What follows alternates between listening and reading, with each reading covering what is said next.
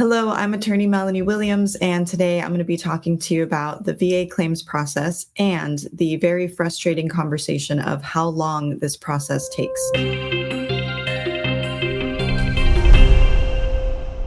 This is usually the number one complaint I hear from my veterans is, why is my claim taking so long? And so each step of the process takes a different amount of time depending on where you are. So we'll go through that together. So starting out with when you initially file a claim, you file your first claim with the VA, whether it's a claim for service connection, a claim for an increased rating. I will say the VA says, this is according to their website, they say that on average they take 151.2 days. Now that is very specific, but that is just an average. That's an average as of July 2024. So be prepared to wait at least that long. A few different factors that will determine how long your claim takes for them to decide. So it depends on the type of claim that you filed, how many disabilities or conditions you're filing for, and how long it takes them to collect the evidence that they need. So for example, if you are filing a claim for increased rating, the first thing they're very likely going to do is ask you for medical records. They will request your records from the VA. They'll request a CMP exam. The CMP exam, it varies in how long it takes for them to schedule it because they work with outside providers like QTC, VES are some of the different providers that you may have heard from. And so the amount of time that it takes for them to schedule that, it varies because they have to work with outside entities. And then usually they contact you to let you know when it's scheduled for. And then if you need to reschedule, you'd have to contact them. So once the CMP exam is in the VA's hands, again, we're waiting an undetermined amount of time for them to make their decision. Other types of cases that may take even longer are if you were filing for service connection. And for example, if you were trying to connect conditions due to Agent Orange, the VA will then need to do their own research to find out if you were in Vietnam, if you were exposed to herbicides. It may be really straightforward. It may be on your DD-214. There may be no question. And so in that case, it would go a little bit faster. Things that would take longer are if you were serving in an area that they have not yet conceded was presumed exposed to herbicides.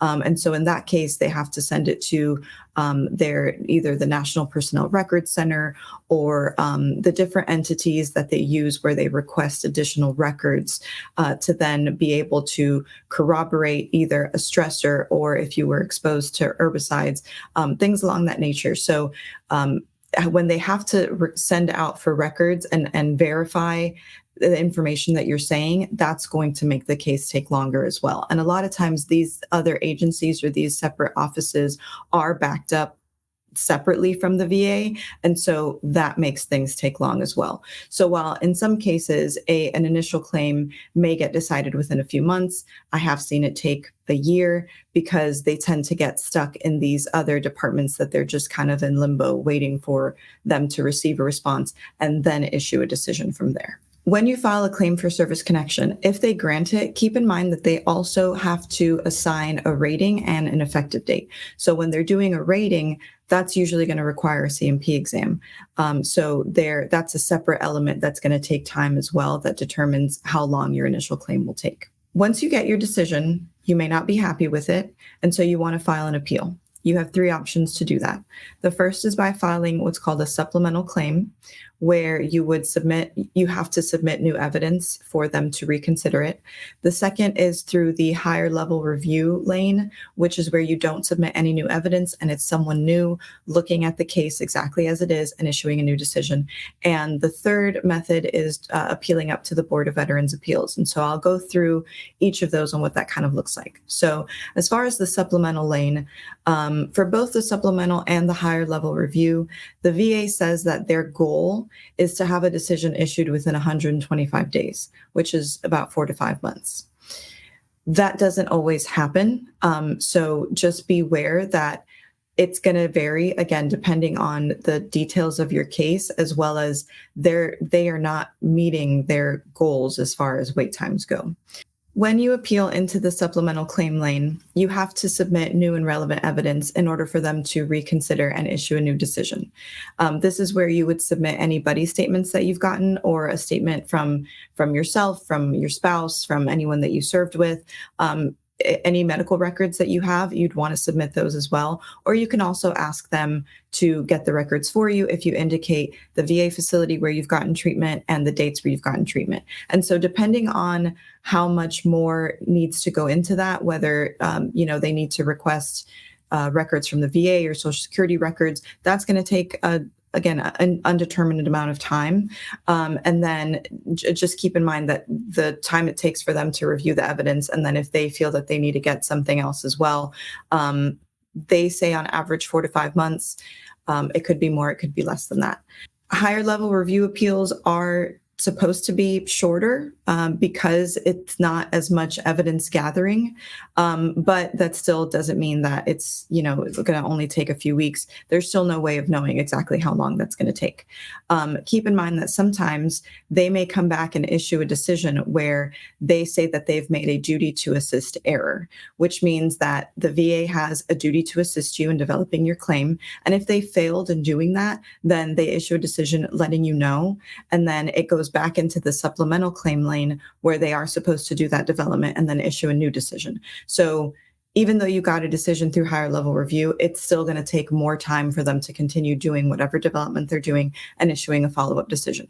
So again, their goal is 4 to 5 months. I usually tell my clients it takes several months. There's no way to know how long it's going to be. I have seen decisions issued 1 month after filing the appeal. I've seen it take a year after filing the appeal. There's no real way to know. Just be patient through it. Now we get to the appeal lane that is the most frustrating to deal with, and that is when you appeal to the Board of Veterans' Appeals. There are 3 lanes that you can appeal to the BVA. The first is called direct review, which is where you don't submit any new evidence. The second is called the evidence lane, where you do submit evidence and it has to be within 90 days of you filing the appeal. And the third is the hearing lane, where you are asking to meet directly with the judge, either virtually or in person. And so depending on the lane that you choose, that is going to depend on the amount of time that you're waiting. Now, first, I'm going to tell you what the VA's goals are in issuing these decisions, but then we'll talk about how that's not exactly realistic. So they say that their goals for the direct review lane are 365 days. They say that the evidence submission lane is 550 days and the hearing lane is 730 days. That is not what we are seeing. I recently saw a more accurate report that said the processing of a VA claim at the BVA is taking an average of 3 years. That sounds a little closer to accurate. I will say that I am seeing BVA decisions now for appeals that we filed in 2020 and 2021. So if you are filing to the BVA, be prepared to wait several years. It's unfortunate and really frustrating that this is the reality of it.